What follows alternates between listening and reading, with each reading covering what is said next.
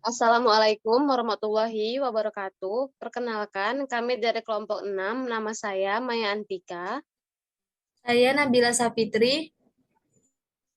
Kami akan mempresentasikan hasil review jurnal kami dengan judul Penerapan Audit Manajemen Sumber Daya Manusia untuk Menilai Kinerja Perusahaan, karya Christian Wijaya.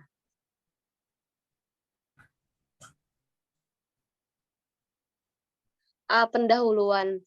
Pada jurnal ini dijelaskan bahwa audit manajemen sumber daya manusia itu perlu dilakukan bagi perusahaan. Karena dengan adanya audit manajemen sumber daya manusia, kita bisa mengetahui bagian mana yang kurang di dalam perusahaan itu. Audit manajemen sumber daya manusia itu dilakukan berdasarkan fungsi-fungsi manajemen sumber daya manusia. Bila fungsi itu tidak berjalan, maka terjadi masalah pada karyawan tenaga kerja pada perusahaan itu. Untuk itu, maka di dalam perusahaan perlu dilakukan adanya audit manajemen sumber daya manusia.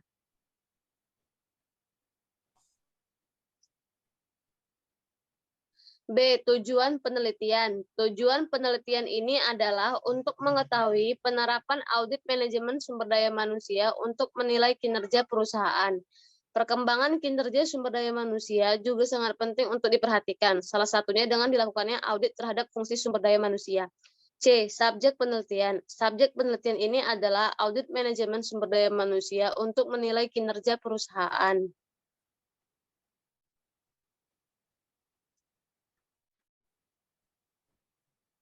D. Metode penelitian. Penelitian ini termasuk ke dalam penelitian kualitatif dengan menggunakan metode wawancara ke beberapa perusahaan.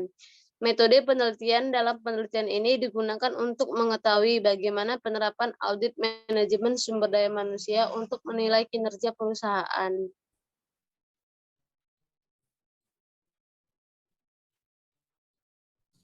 Dan ini melihat permasalahan fenomena yang terjadi di sekitar. Karena pentingnya sumber daya manusia dalam perusahaan, maka diperlukan suatu penanganan khusus atau fungsi manajemen sumber daya manusia, salah satunya dengan melakukan audit terhadap fungsi manajemen sumber daya manusia.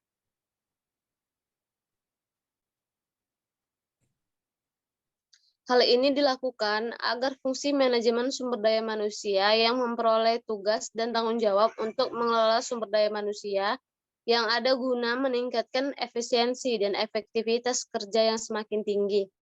Dalam hal ini, apabila perusahaan ingin tetap unggul dalam persaingan, maka perusahaan harus melakukan perbaikan secara rutin.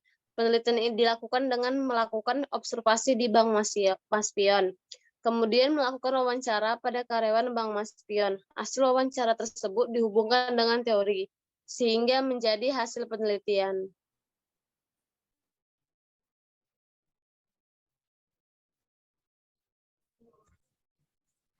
F. Hasil penelitian. Pada hasil penelitian menunjukkan bahwa berbagai pentingnya SDM dalam suatu perusahaan memiliki fungsi tertentu. Fungsi sumber daya manusia. 1. Perencanaan tenaga kerja. Perencanaan tenaga kerja adalah perhitungan perkiraan kebutuhan tenaga kerja yang dikaitkan dengan rencana perusahaan di masa datang dalam upaya pencapaian pemenuhan target usaha untuk jangka pendek, menengah maupun panjang. 2. Rekrutmen. Rekrutmen meliputi upaya pencarian sejumlah calon karyawan yang memenuhi syarat dalam jumlah tertentu, sehingga perusahaan dapat menyeleksi orang-orang yang paling tepat untuk mengisi lowongan pekerjaan yang ada. 3. Seleksi. Seleksi terhadap calon karyawan mencakup tahapan berikut. 1. Tes awal berupa seleksi berkas calon karyawan dengan kualifikasi minimum berupa pendidikan atau strata, jurusan, dan pengalaman. 2. Wawancara. 3. Pemeriksaan psikologi internal atau tes internal. 4. Pemeriksaan psikologi atau psikotes. 4. Pelatihan dan pengembangan tenaga kerja bertujuan untuk meningkatkan kemampuan sumber daya manusia dalam melaksanakan tugas serta tanggung jawabnya, baik saat ini maupun saat-saat yang akan datang. 5. Pemberian kompensasi. Kompensasi merupakan salah satu komponen penting bagi perusahaan untuk meningkatkan efektivitas kerja perusahaan. Pemberian kompensasi perlu diadakan audit itu guna mengetahui apakah perusahaan sudah memberikan kompensasi yang tepat bagi karyawan, serta mengetahui apakah sesuai atau tidak gaji yang diberikan oleh perusahaan memang benar-benar layak diberikan bagi karyawan bila dilihat dari cara kerja karyawan itu.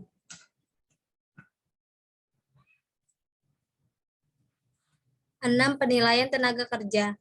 Audit ini dilaksanakan untuk menilai tenaga kerja sudah bekerja dengan baik atau belum. Dengan ini, kita dapat mengetahui kinerja perusahaan bila dilihat dari penilaian karyawan yang dilakukan. 7. Pemutusan hubungan kerja atau PHK. Di dalam melakukan PHK, perusahaan harus menjelaskan kepada karyawan mengapa perusahaan melakukan PHK. Apabila karyawan tidak ingin di-PHK, maka karyawan sebaiknya meningkatkan kinerjanya. Maka dari itu, dilaksanakan audit manajemen sumber daya manusia. Perusahaan juga harus mau memberikan kompensasi bagi karyawan atau pekerja yang di-PHK. Entah PHK karena sakit, karena tidak memenuhi standar, maupun pensiun. G. Kekuatan penelitian. Penelitian ini memberikan hasil secara jelas mengenai fungsi audit SDM yang diimplementasikan pada sebuah penelitian. Penelitian ini juga menjelaskan landasan teori yang berkaitan dengan subjek penelitian. H. Kelemahan penelitian. Kelemahan jurnal ini tidak menjelaskan hasil wawancara dan narasumber terkait. Perbedaan dengan penelitian lain. 1. Referensi pertama, dalam jurnal pengaruh audit manajemen sumber daya manusia terhadap peningkatan kinerja karyawan PDAM Tirta Kayu Agung, studi kasus PDAM Tirta Agung, menggunakan metode data primer dan sekunder, populasi dan sampel. Pada jurnal ini menggunakan sampel jenuh. Pada jurnal ini juga menggunakan instrumen penelitian berupa observasi dan wawancara.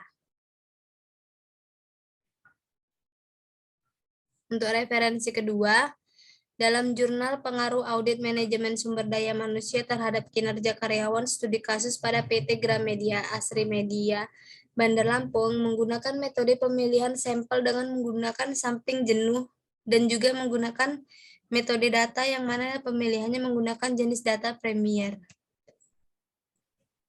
J. Saran reviewer.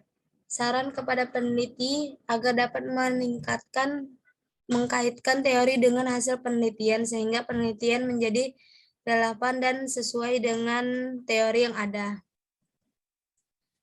Berikut review jurnal dari kelompok kami. Semoga bermanfaat. Terima kasih. Assalamualaikum.